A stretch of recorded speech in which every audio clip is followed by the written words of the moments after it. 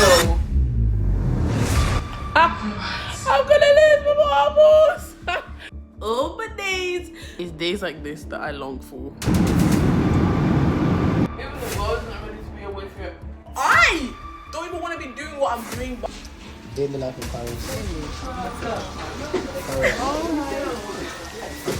You want to say anything? No one really talks about what it's like to move to a whole different country. They don't.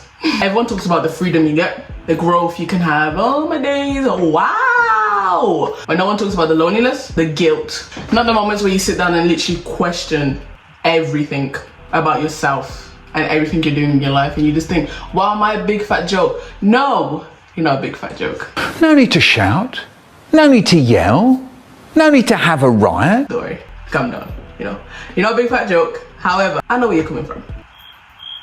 We're in this together. I'm currently, right now, relocated to Paris for a year. I'm not gonna lie to you guys, the first few months, I hated it. What we call a big fat cricket. The biggest cricket known to mankind. I'm not even joking, yeah. There were days where I was genuinely sitting down and saying, this is probably the worst decision I've made in my whole black ass life. But then something happened that completely changed my whole perspective on everything. But I'm still here. I'm still learning. We're in this boat together. I'm just here to keep it real with you guys. Like, I wish someone kept it real with me because nobody told me. Point number 1. Loneliness will hit you real hard, real bad. All my days, I don't think anyone prepares you about how quiet life gets when you live by yourself. Live old crickets. There's days where I loved my independence. I was like, yes, girl, independent, yeah. But the days where that silence was so loud, you don't want to know. Let me hold your hand when I say this to you. One thing I learned is you do not wait. Do not wait for the silence to become unbearable before you build a community. Now, you're probably thinking, what do I mean when I say that? Go out.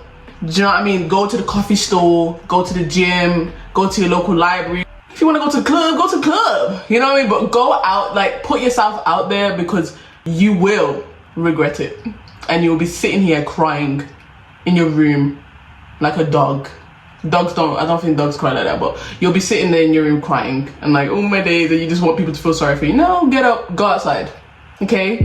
Go outside, because I did the exact same thing. I was like, oh my gosh, like I have nothing to do, oh my gosh, I'm by myself. No, the only way you will not feel the loneliness is if you go out.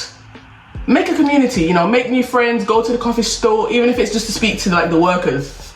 Become friends with the workers, do you know what I mean, guys? Just put yourself out there and the loneliness will decrease. I think one of the biggest things I've learned so far, your spiritual life will 1000% be tested. Do you understand? Do you want me to hold your hand as well again?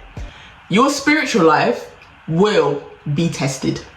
100%. So I actually come from a very spiritual family. Like, we all do something in the church. Do you know what I mean? Even outside of church, we are very much a very spiritual family. We pray about everything. So I've always been surrounded around faith. So like praying, protection, all of that stuff. My parents used to handle that for me. I'm like, yeah man, I'm good man. My parents got me, yeah, I'll pray 1, 2, 1, 2 that. No, until I came here, which changed everything. But when I moved abroad, I just subconsciously thought that it would be the same. Yeah, my parents got me and da da da da. Like, I don't need to panic, I don't need to stress.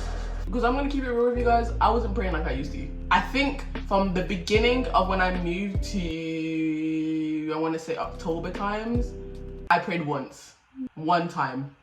So all the people that said to you guys I was praying, nah, I didn't pray.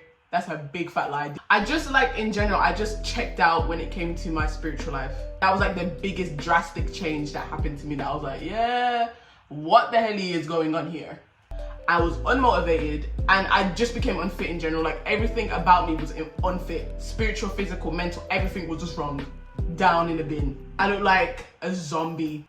A literal zombie. Like, my skin was grey. That's how bad it was. I thought, like, at first, maybe it was just like sadness, or maybe just I'm getting used to adjusting into a different type of lifestyle. Until it was deeper than that, spiritually. I was going through them battles. You know those trials and tribulations that people talk about? Yeah.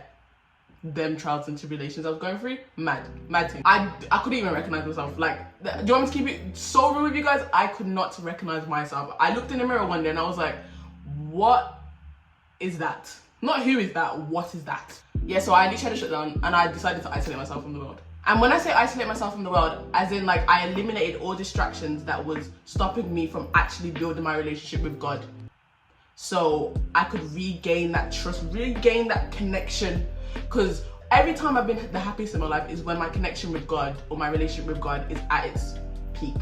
So I was like, you know what? This is like a whole different level of doing it though. Like this is generally my journey by myself. So I really want to build this connection. So I did. I isolated myself from everything. I didn't speak to my friends. I barely spoke to my family. It was literally just me and God. Me and my God, period. That was us. That we was locked in with all caps. All caps, we was locked in. But I didn't isolate myself from people forever. I just isolated myself from the noise. I cried, I journaled, I prayed. Anything under the mug you can think about, I did.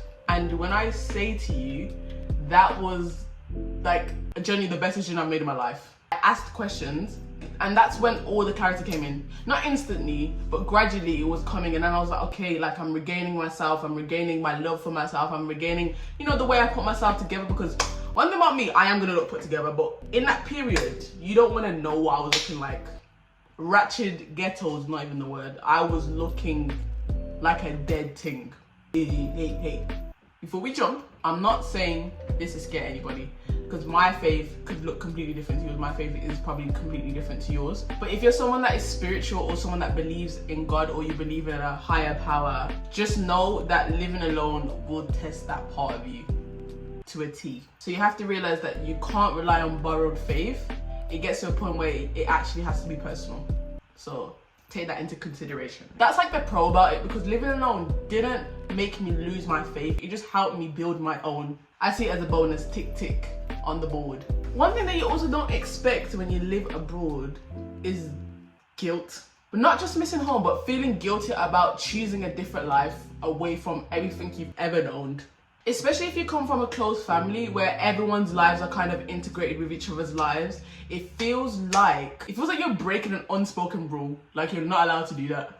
And even when your family still support you to the end, they're like, yes, I've got you and this is that, it still feels like the guilt is still there. Do you know what I mean? You feel guilty about missing birthdays, you feel guilty about missing events, you feel guilty about enjoying your life abroad by yourself, away from everything you've ever known. You feel guilty that home feels further away than it used to.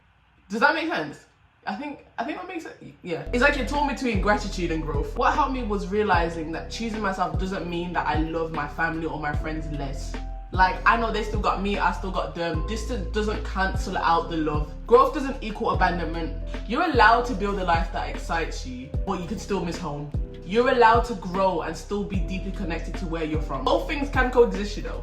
That's the point, and that's how you develop. So be easy on yourself. It's okay to choose you. It's okay. Oh, by the way, you don't have to actually have everything figured out, by the way. You know that?